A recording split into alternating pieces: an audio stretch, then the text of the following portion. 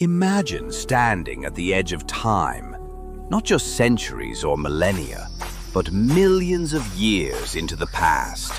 There are no cities, no language, no tools. The earth is wild.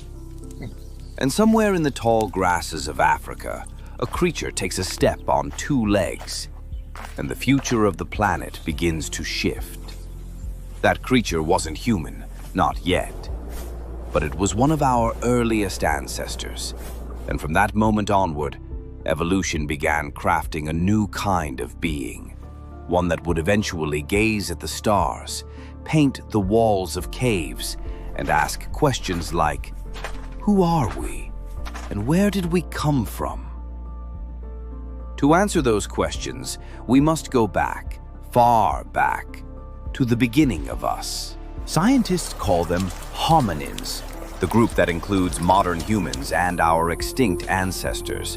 One of the earliest known hominins is Sahelanthropus chadensis, whose skull, discovered in Chad in 2001, suggests that walking upright began even earlier than we once thought.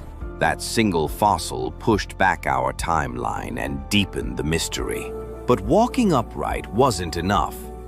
Evolution didn't hand out a roadmap. It was trial, error, survival, and chance. Over millions of years, dozens of hominin species emerged, some adapting to new environments, others disappearing without a trace. Then, around 2.8 million years ago, a crucial shift happened. Fossils discovered in Ethiopia in 2013 suggest the first appearance of a new genus, Homo, our genus. These early humans were still primitive by our standards, small brains, simple tools, but they marked a new phase, a phase of curiosity, adaptability, and change. When we picture prehistoric humans, we often imagine ourselves, Homo sapiens, as the only player on the stage. But for most of our evolutionary history, we weren't alone. In fact, we were just one branch among many. By around 300,000 to 200,000 years ago, several human species coexisted across Africa, Europe, and Asia. Each was adapted to its own environment. Some had bigger brains, others had stronger builds. Some even had traits we still don't fully understand. There was Homo neanderthalensis, or the Neanderthals, in Europe and Western Asia. Stocky, intelligent, and incredibly capable. Then there were the mysterious Denisovans, known almost entirely from DNA and a few fossil fragments in Siberia and Tibet.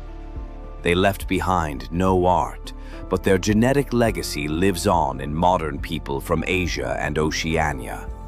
Further east, in what is now Indonesia, small-bodied species like Homo floresiensis, nicknamed the Hobbits, inhabited tropical islands. They stood barely a meter tall, yet used tools and may have hunted cooperatively. Even more recently, scientists identified another species, Homo luzonensis, in the Philippines, adding yet another thread to our tangled family tree. And then, of course, there was Homo erectus, arguably the most successful human species before us. Emerging nearly 2 million years ago, erectus spread from Africa to parts of Asia and survived for over 1.5 million years, far longer than we, modern humans, have existed. Each of these species had brains, societies, families. They controlled fire. They hunted. Some may have built shelters. They weren't beasts. They were people. Different, yes, but people nonetheless. And yet, one by one, they disappeared. Somewhere between 300,000 and 200,000 years ago, in eastern or southern Africa, a new kind of human emerged. Anatomically modern, but not yet behaviorally like us. They were Homo sapiens, wise humans, though the wisdom would come later. Early sapiens lived much like their cousins. They made stone tools. They hunted in small groups. They painted little on cave walls, if anything at all. But something changed. Scientists call it the cognitive revolution, and it likely began around 70,000 to 50,000 years ago. That's when we see a dramatic leap in behavior. Tools become specialized, symbolic art appears, long-distance trade begins, and humans begin to imagine. They carved figurines, painted the walls of caves with animals they revered, buried their dead with ornaments and care. This wasn't just survival, it was culture. What triggered this transformation? Some theories point to genetic mutations that fine-tuned our brains for language and abstract thought. Others suggest environmental pressures forced our ancestors to become more innovative.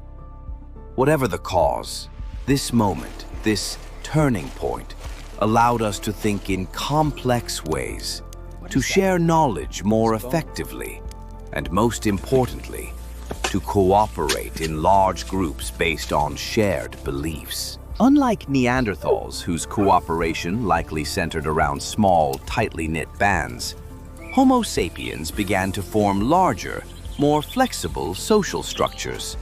That gave them an edge, not in strength, not in speed, but in adaptability. We were no longer just reacting to nature. We were beginning to shape it. Roughly 60,000 years ago, Homo sapiens began one of the most incredible journeys in natural history. A migration out of Africa that would eventually take us to every corner of the planet. We crossed deserts and mountains, followed rivers and coastlines, and adapted to radically different environments.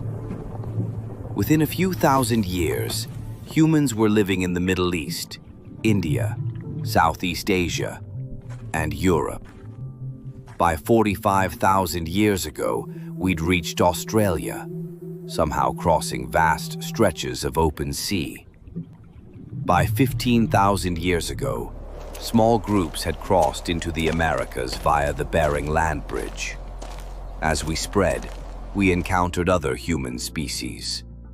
We didn't just replace them, we interacted with them.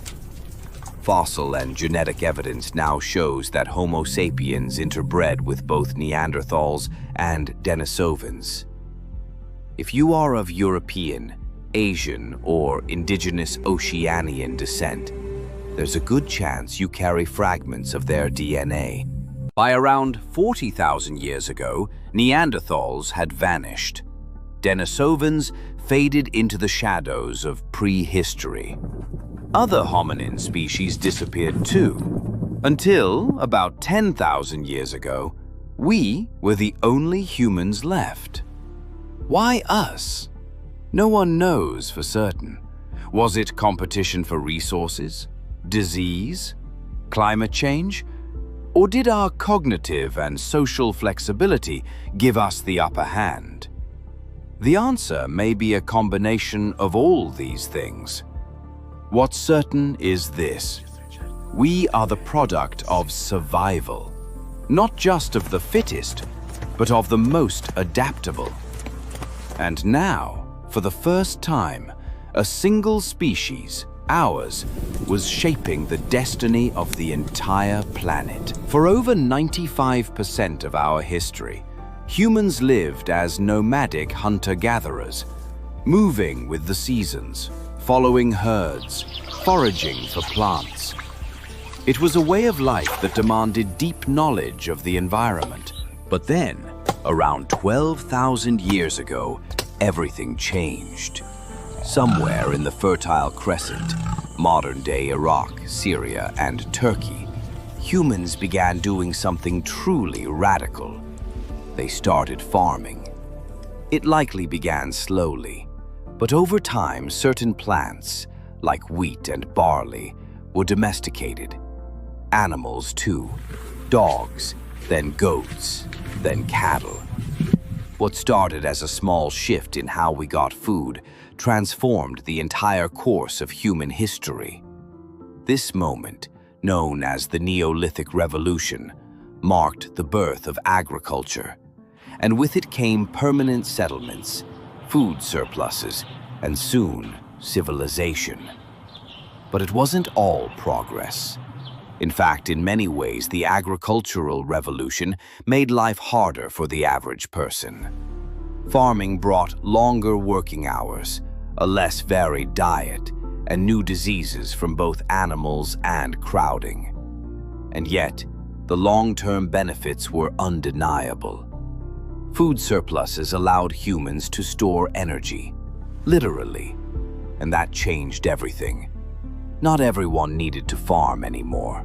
Some could become tool makers, healers, storytellers, or leaders. It's a strange contradiction. We are prehistoric beings in a post-industrial age. So, what now? After millions of years of evolution, after surviving ice ages, migrations, and revolutions, where does humanity go next? Our story is far from over. Today, science and technology are advancing faster than ever before. We're decoding our DNA, exploring the mysteries of the brain, and even tinkering with the building blocks of life itself. Artificial intelligence, space travel, genetic editing, these were once science fiction. Now, they are the tools shaping our future.